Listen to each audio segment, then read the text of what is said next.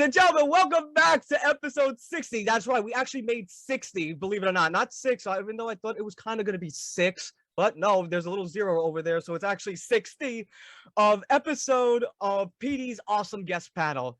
And tonight, before we introduce tonight's guest star, I would like to dedicate this episode to the memory of the late, great John Huber, aka Brody Lee.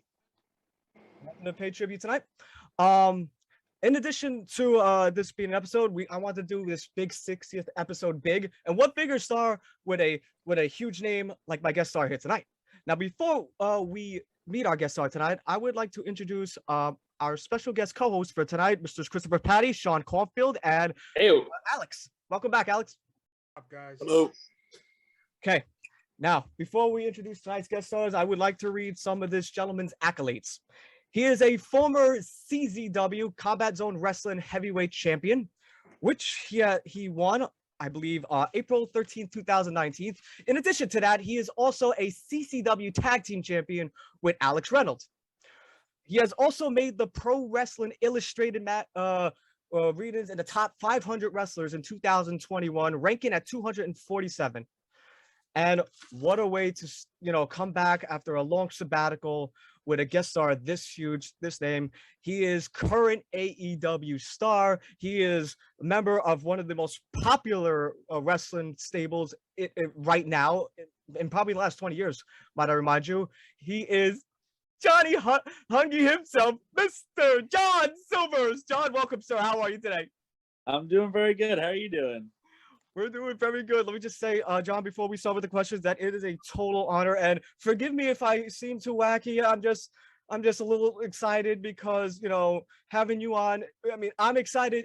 The excitement I have for you on the air right now is the same exact excitement you had when Adam Page wanted to be a member of Dark Order. Awesome. I love it. Thank you. My first question, Mr. Silver, is, and this is going to be your typical cliche question, and that is, how did you get started into pro wrestling? Take me there. I watched it all as a kid, so as long as I can remember, I always watched pro wrestling. From even when the Attitude Era, so I was like a little kid watching the Attitude Era, and they had some questionable stuff on there that I guess a little kid maybe shouldn't watch all the time. But my dad let me stay up and watch it. That's the one thing.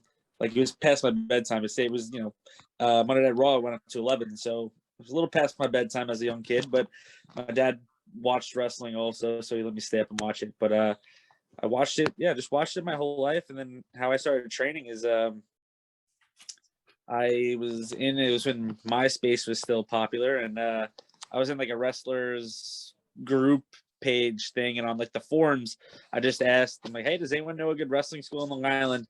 So they mentioned NYWC, and I had to go check it out. So I checked it out. I was 14 years old.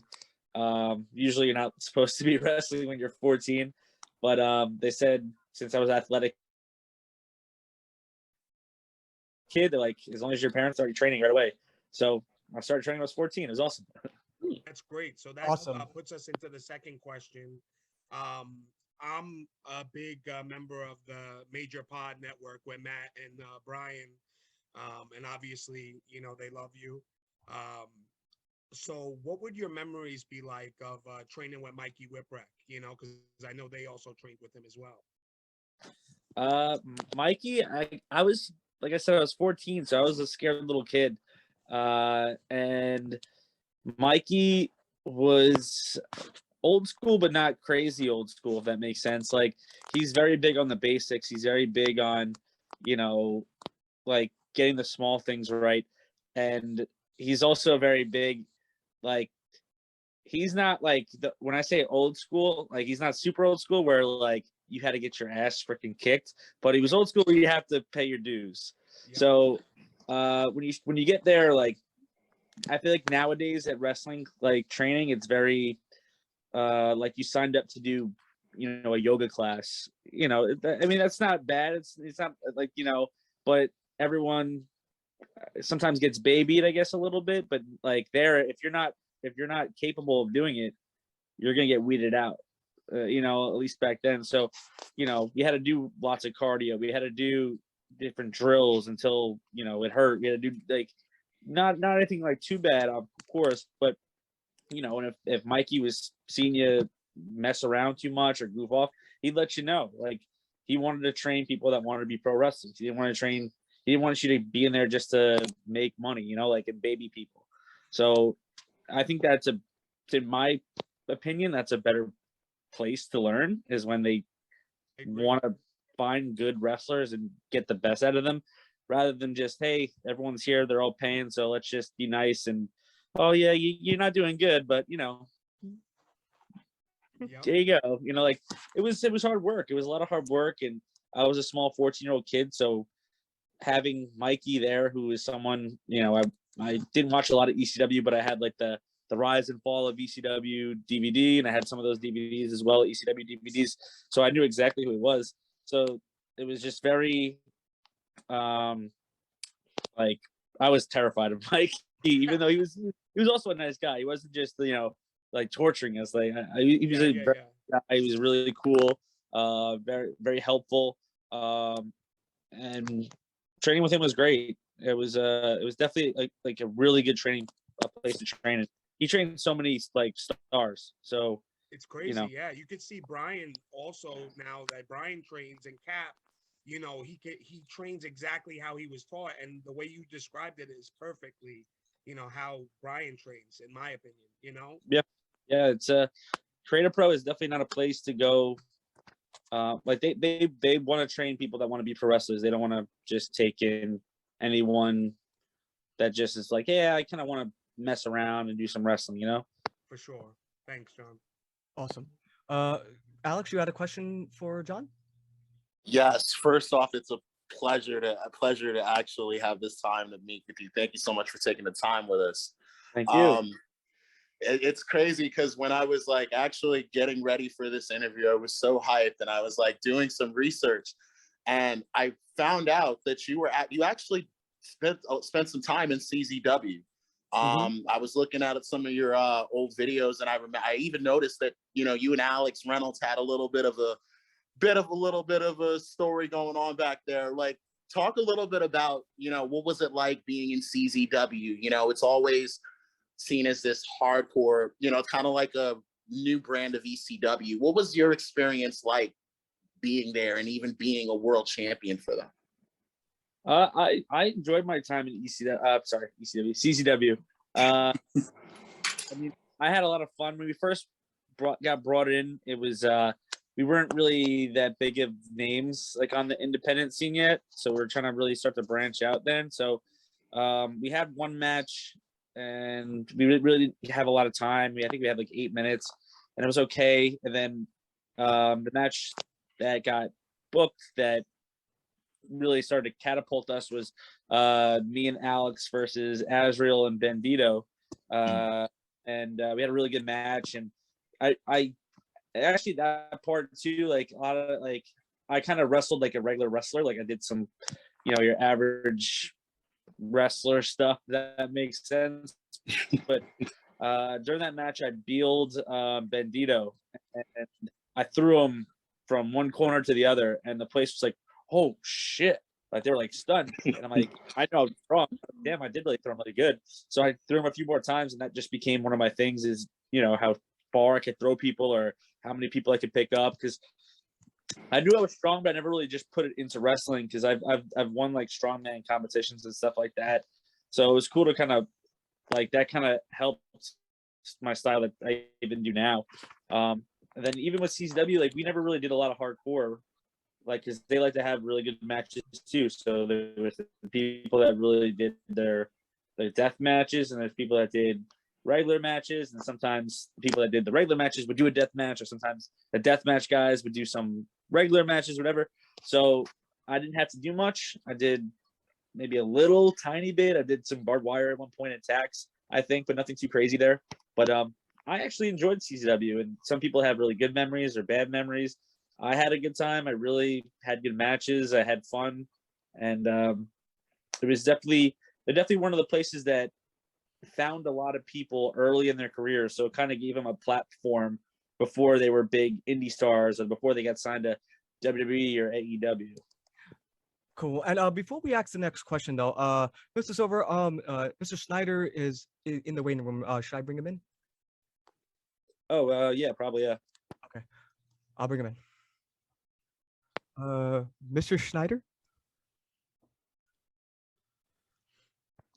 Hello, Mr. Schneider? What's up, guys? Ah, Hello. man. Hello, Mr. Schneider? Yeah, what's going on? You came in the waiting room. I brought you in. Yeah, no, I appreciate it. Thank you. No problem, sir. The next question, who was it? Chris, you had a question, didn't you, brother?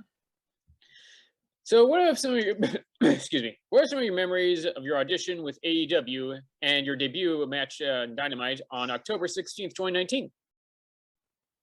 Wait, which one? Say it again. Sorry.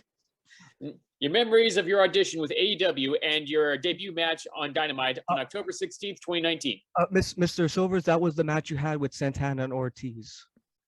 Yeah, so we got asked. So it was kind of weird. We knew the Young Bucks, and we've talked to them a little bit before, you know, AEW really started, because we kind of heard about this was going to happen. But they really didn't. They said, yeah, big things are coming, just be patient. But they didn't really tell us if we were involved or what's going to happen. So I believe it was like the third episode of Dynamite. We got called because it was Philly to do a show. And the way it was kind of worded, it wasn't like worded like, hey, you guys are going to be the extras for today, or you guys, you know. So the way it seemed was, we want to book you guys for AEW. So we kind of thought we were just kind of going to be signed, I guess, right then and there. So we got there, and you know, it was kind of mixed emotions, because we're real excited, we're real happy, and then we look on the board and it doesn't even say our names on it. It just said, you know, Santana and Ortiz versus local talent. So like, oh, okay, I guess we're not really signed, we're just extras. So we're just like, all right, let's just do the best job we could do. We had the match. It was about a minute and a half. It was very quick. After, I think Matt Jackson came up to us and he's like, hey, maybe we'll just kind of bring you guys around like every week, and you'll just be the local talent, but everywhere. Like, we'll always just call you local talent, but you'll be in Philly, and then you'll be in Florida, then you'll be in Chicago, whatever. So we just wanted a foot in the door. So we're like, hell yeah, we'll do it. We'll do whatever you want. I think it was about a few weeks later as we got another call to the show in West Virginia against Trent and Chuck. And after that is when they were starting to be like, oh, you know what, maybe we'll kind of throw you guys in the Dark Order. Like, the Dark Order could use some members, and I think that would be good. And then Stu and I were like, yeah, well, we would love to have these guys in the Dark Order. We should do that. So eventually that just kind of happened. So I wouldn't say it was a tryout match. I don't know, maybe if it was, but it was very quick. So it wasn't like they were like, hey, go kill it. If you guys have a good match, then, you know, maybe we'll sign you. It was just kind of like, hey, you guys are going to wrestle them for a minute and a half, and then that's it. So we just kind of were lucky enough that, you know, people like this there. Matt and Nick Jackson wanted us there, and Stu and Uno wanted us in the group, and it just kind of worked out very well. So it was kind of like a roll of emotions. Like, we were kind of so happy to get booked, and then we were kind of depressed that we were just seen as extras, and then we got brought back, and then it was just kind of up and down until we finally get signed, and it was like, we finally did it. We finally got signed. And Chris, you had another question? So would you say that's kind of the story of how you became a member of Dark Order, or were there like more intricacies than that? No, that's pretty much it. I mean, we've met Stu and Uno before AEW. We knew them, but not very well. So, but they knew we were good. We knew them. They were good, obviously. And when Matt pitched the idea of us being in the Dark Order, they're like, hell yeah, let's get them in. These guys are good. They seem like good guys, and we could use more people in the group. So basically that's just how it happened. And then we started doing like the vignettes in the hotel room, where we were kind of get like it. I don't know if you guys remember, we had vignettes in the hotel where the TV went to the Dark Order screen and all that crazy stuff that happened. But yeah, it was awesome to really have a spot and be in a group, and especially early on when we didn't know what was going to happen every single week. Cool. Worked out better than what would happen for TNA's Aces and Eights. Yeah. Mr. Silvers, before I ask my next question, though, let me just say that what all of you do in AEW is such like as fans, you like have the ability to make us feel like we're 9 and 10-year-old kids again. Like that's how much we love AEW. Like how it's special. It's very very special. Like like I think Sean and Alex, well, like they're big wrestling fans, like as I am too, and we can't thank like enough like how you guys came up with this promotion where like the fans, like they give the fans what they want, and that's what we love about AEW. Like that's what we like have so much love and respect and appreciation for guys like you and every referee, every commentator, every person that in AEW. It's just awesome. Like it's just it's like a beautiful thing for wrestling fans, just in my opinion, sir. Hell yeah, appreciate it. Yeah, it's a lot of fun. I mean, it's definitely a fun product. I mean, I was a fan of it even before we really got there. The first 2 episodes, I'm like, this is definitely feels different, and it's where me and Alex wanted to go. Awesome. And I also brought up at the start of the show, I brought up dedication to the memory, of course, of the late great Mr. Brody Lee. I was wondering your memories of working with the late great awesome John Huber, Brody Lee. Yeah, he was just the man. He was the man. He was such a good guy. He's definitely, yeah, there it is. He's definitely one of those very genuine guys. So like a lot of times in wrestling, some people aren't always genuine. He's very genuine. He meant everything he said. He liked to joke around. He was so funny. And if you watch the Being the Elite stuff we did with him, it was like some of the most fun I've ever had in pro wrestling. Filming all those bits, trying not to laugh, even though he would always make me crack up, and then he'd get in my face and yell even more when I was laughing. So much fun to do everything with him. And I've mentioned this multiple times, but when eventually that started to take off, me and him kind of working together, and the idea was really for us, me and him, to have like a very kind of like a Raven and Stevie Richards type deal on TV, which we kind of did a little bit. But around that time, he's like, yeah, I think you need a robe, like something like an entrance robe or jacket. So he bought me the jacket I wear to the ring today, and then he bought me that.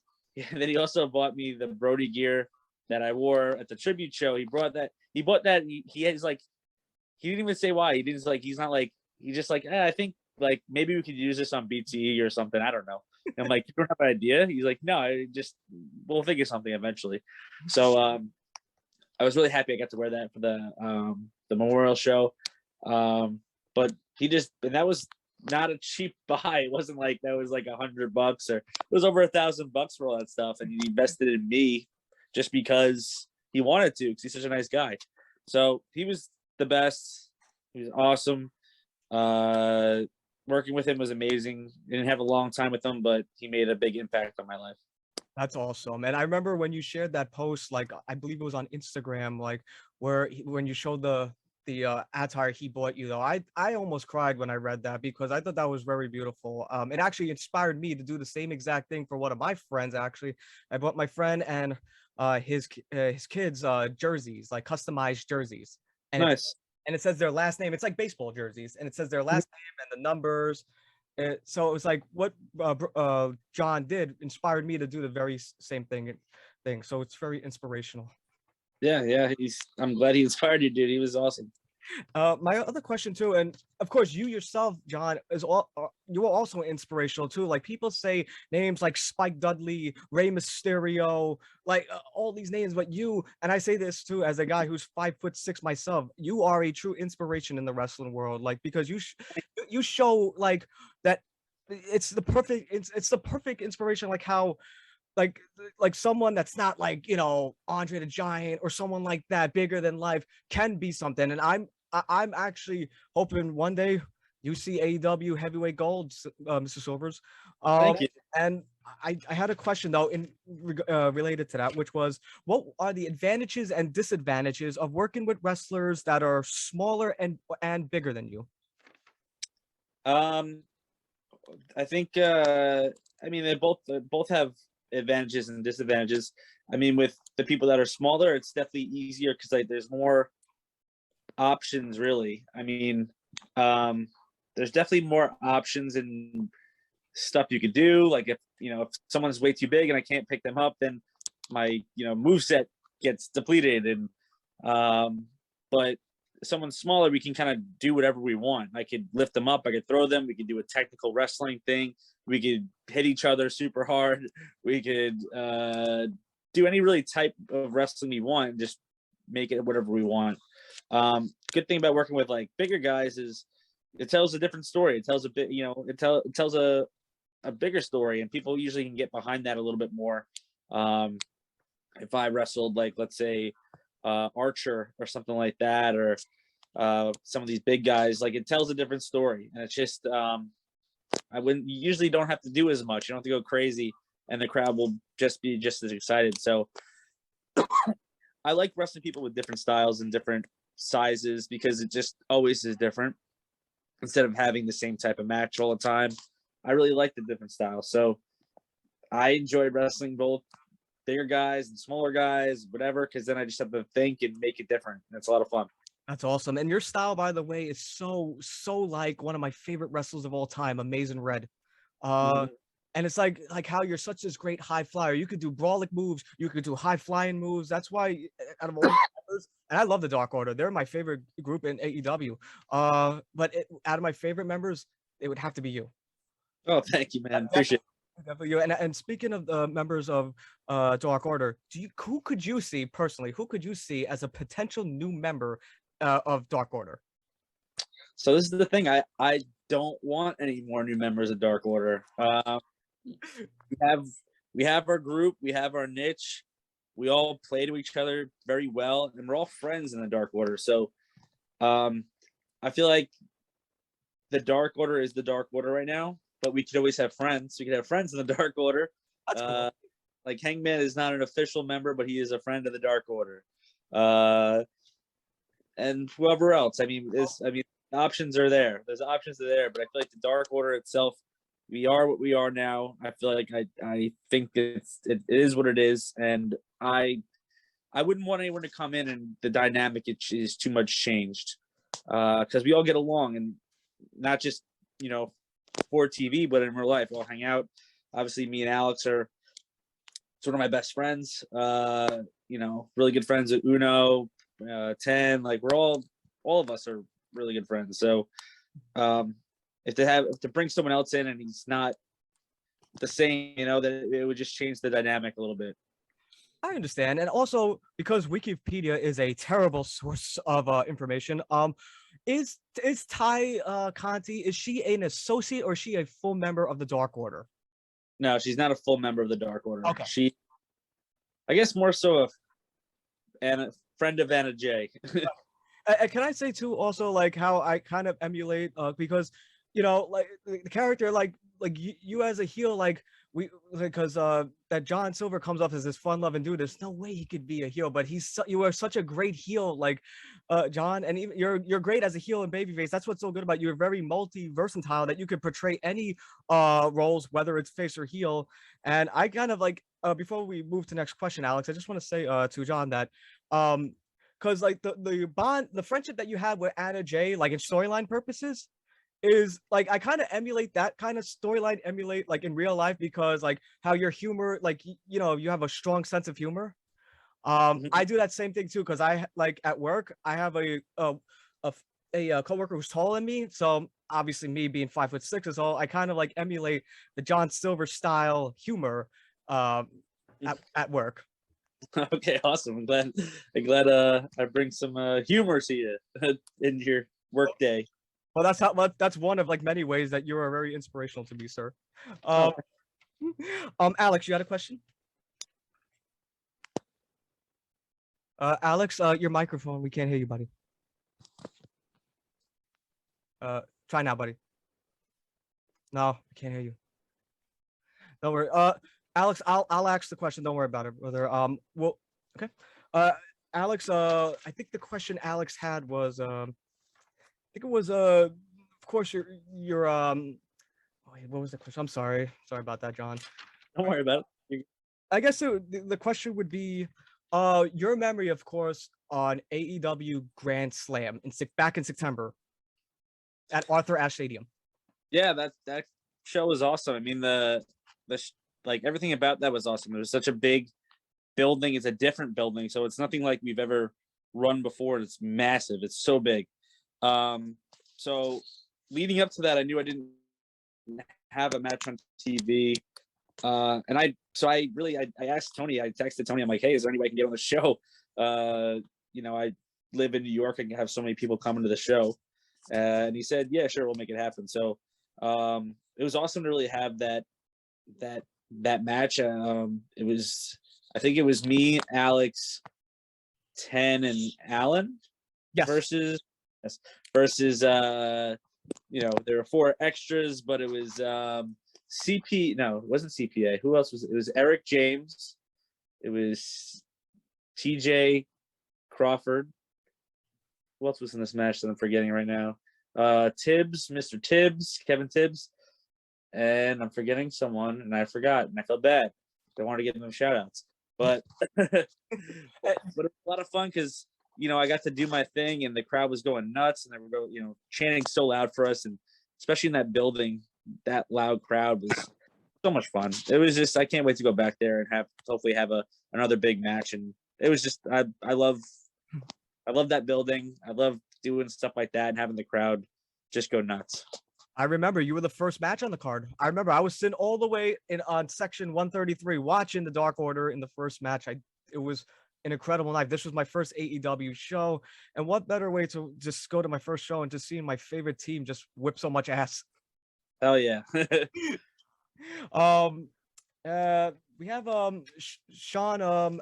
Wait, Alex, how's your audio, buddy? Can't hear you.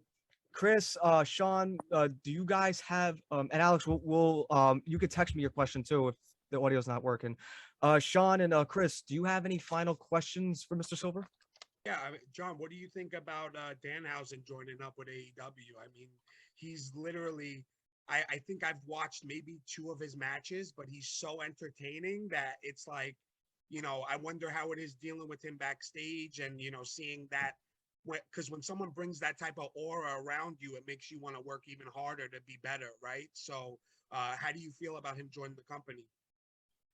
Yeah, I mean, he's definitely he made a big name for himself on like the internet, really, and through the independent scene. So I feel like it was only a matter of time until AEW eventually picked him up. I know he was with ROH a little bit, but with him, yeah, I mean, we've talked a little bit, nothing too like, it's not like nothing too much, but he seems like a good guy. He's a little weird, but I mean, he likes teeth, I guess.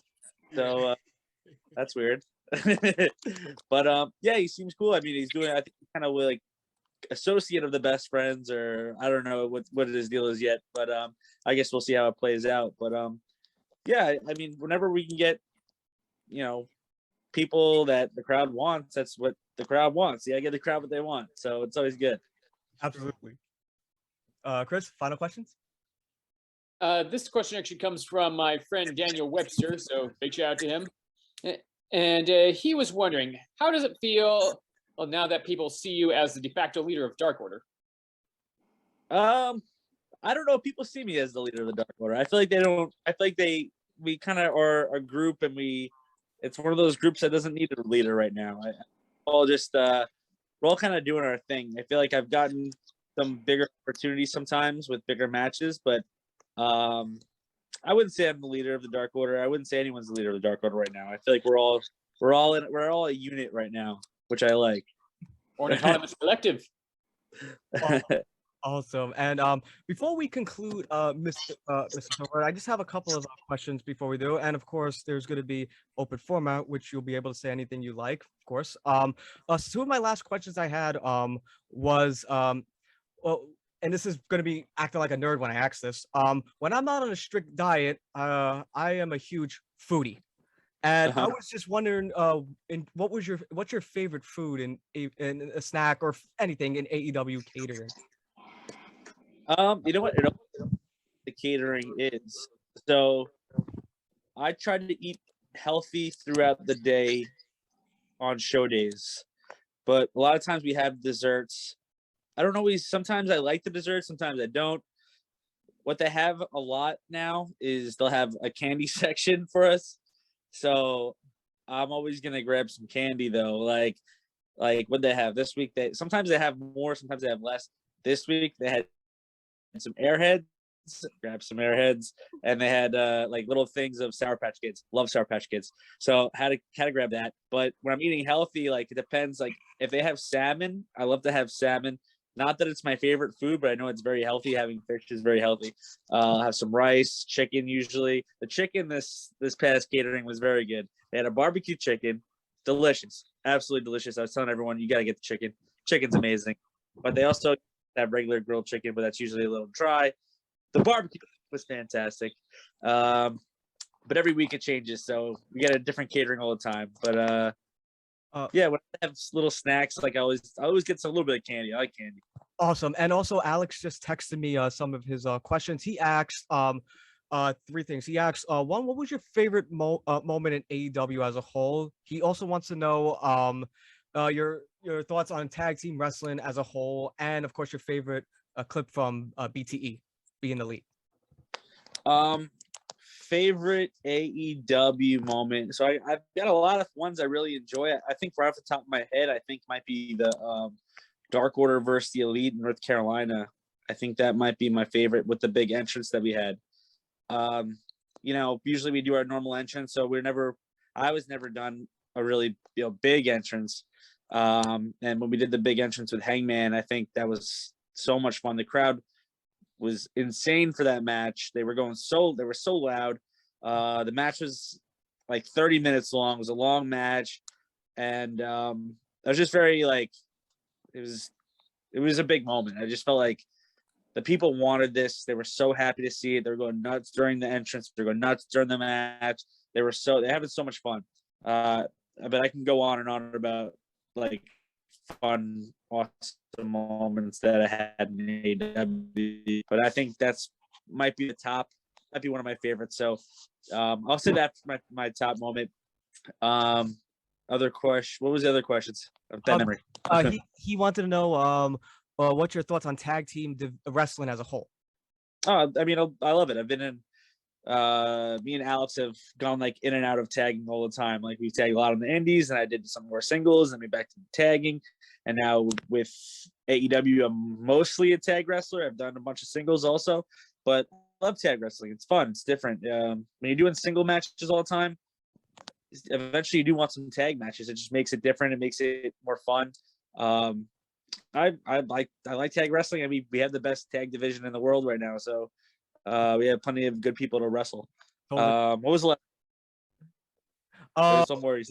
I think that was all the questions. He said favorite tag team. You have one? Go, Chris. And so this kind of goes back to like how me and Pete are both short guys, and we were kind of wondering, what would you recommend in a fitness regimen for the both of us? Lifting some heavy weights. You gotta lift, man. Yes, sir. You just gotta get into it. Maybe if you gotta stay consistent and just lift until you can't lift anymore. I mean, it's hard to give you like much in depth right now because there's so much you can go in depth with. But I would kind of look at different regiments and see different people and what people that maybe with a physique you want to do or want to have, like what they're doing and stuff like that. Or just finding the top personal trainers, because it's really, when it comes to lifting, it's there's a lot of people that do all the fancy stuff. Like, hey, check out this crazy workout that's going to get you looking great. If you stick to the basics, the main lifts, you're gonna see results. And if you have a good diet, you're gonna see results. So finding the right program to put that all in is how you do it. And having the right diet is how you do it. But it's just working hard. And I'm big into, you push your muscles until you might try to hit a certain amount. Let's say I'm trying to hit 10 reps. That's my goal for whatever set. If I'm doing 10 reps, I can't do 11.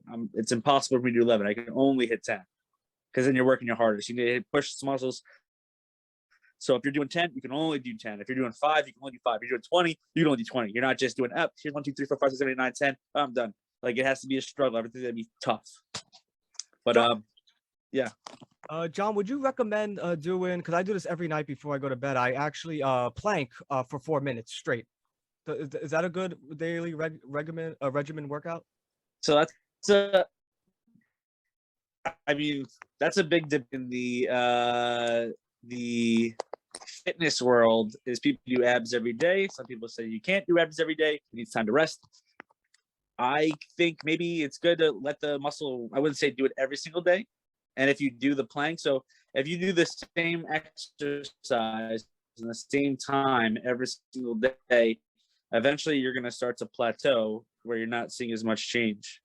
You know what I'm saying? Yes. So Kind of like a bell there's curve. ways to, so you need to change it up, maybe do something a little different, or maybe make it longer, or do a plank on a, one of those fitness balls, but makes it more difficult, or just ways to switch it up so your muscles are working.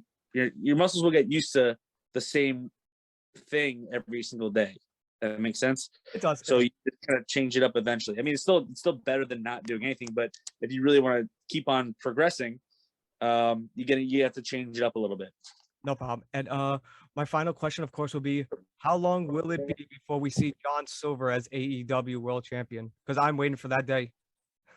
Hopefully soon. I mean, my boy Hangman has the belt now, so I don't want to wrestle him for it. I'll let him have his time. But once he loses it, I'm coming for it. I want it. Also, Mr. Silver, because this is an open forum, let all my guest stars, they can say whatever they like. They can talk whatever they like. The floor is yours, Mr. Silver. I mean, I don't got anything crazy to say. I mean, just, thanks to you guys, the fans, for the support. Obviously, that means the world to me. Thanks for having us. And I know, like you mentioned before, Yeah. When I started training in 2006, I believe, it was basically almost impossible for a shorter guy like me to make it anywhere. There was no AEW.